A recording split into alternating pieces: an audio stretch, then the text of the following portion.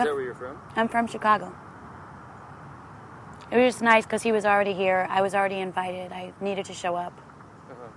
So this worked out. Oh, nice. Right. Maybe you lean back a little? I can't, actually. Well, I can move over and lean back. Yeah. That's kind of weird. I usually talk like this. Okay, good. Yeah, talk like how you talk. I'll just kind of go. Where are you going to be? So I'm looking at you, though, right? You're going to look at me. Okay. I'm here. Did you watch Carlos's interview? I did. It seemed fine to me, though. I thought you said something was wrong with it or something. It was only 7 minutes before. What is it with the 7 minutes in you? I don't know. 7 minutes? That's bright. Yeah, I was worried about you. But I'll just look. I mean, I might blink a lot, but... And if you need like a breather, just tell me and I'll, Do you have some oxygen water you can spray my face? It's right into your eyeballs. Evian spray? Did you carry that around with you when you fly? No, should I? I'm a big fan of the little goals. I mean, there's a big idea, a big goal, like being successful or happy or whatever those big goals would be. But for me, it's more about the tiny little things because you can course correct along the way. And you can kind of you're taking one step at a time more so than like that big, huge leap. I'm just not a big believer in big leaps. I like one step at a time sort of things.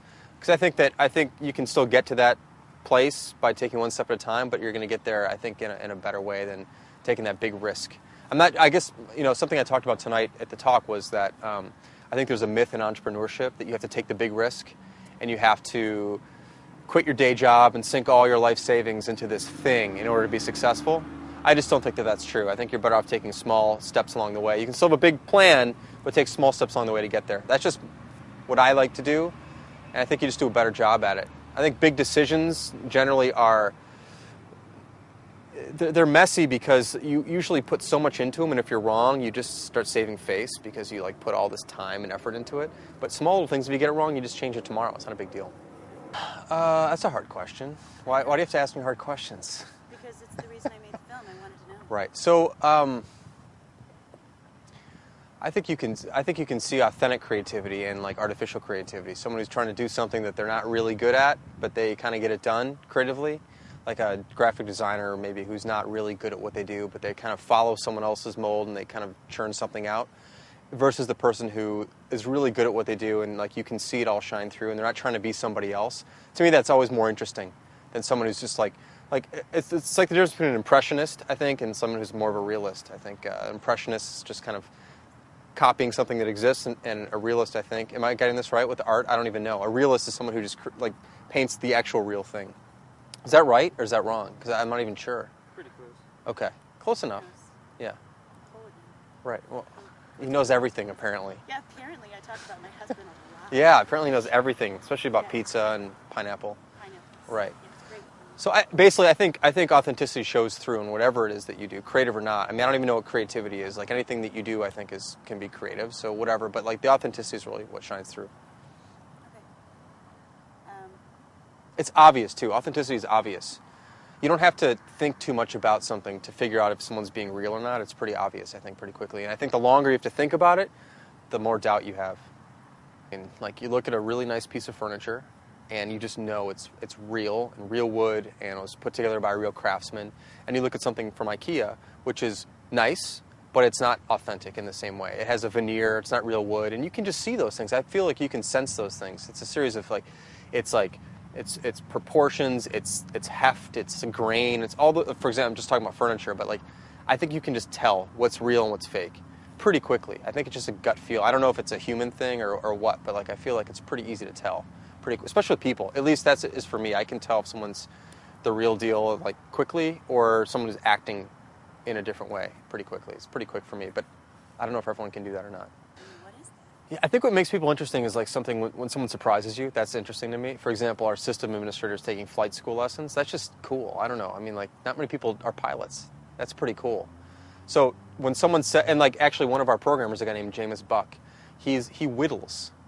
So he makes spoons out of wood. I think that's just so cool, and that's a surprise. It's something I wouldn't have expected out of him, and that's to me what makes someone interesting is when they can surprise you with something. I think if they're predictable, it's not that interesting. Okay, so I don't need Don't worry. But you know my email address. You can get a hold of me if you need to. I'd be happy to do more whenever. Right. Yeah. I have this app. See, this is actually a good example of why people need to make decisions. So we always talk about make a decision to move on. Don't like linger on things, because what's happening right now is there's no constraints. Like, oh, I can talk to him again. I could talk to him again, and so you don't like worry about it. But like if this is the last time we could do an interview, maybe you'd have more questions. I don't know. But the point is that you can always do it later, and that's what happens in product development a lot. Is you can always do it later, and then you never release something because you can always just we'll do it later. But it's better when you just have like you kind of run up against those constraints, and those actually help the product development along, rather than saying we'll just do it another time. So, I don't know if that's relevant or not, but it just came to mind. It kind of speaks to the point of we're trying to make this film without any plan. Yeah. To either prove or disprove the point. Right. But, Well, you'll prove the point. well, however we prove it. Right. Well, yeah. Wherever the chips fall. Yeah.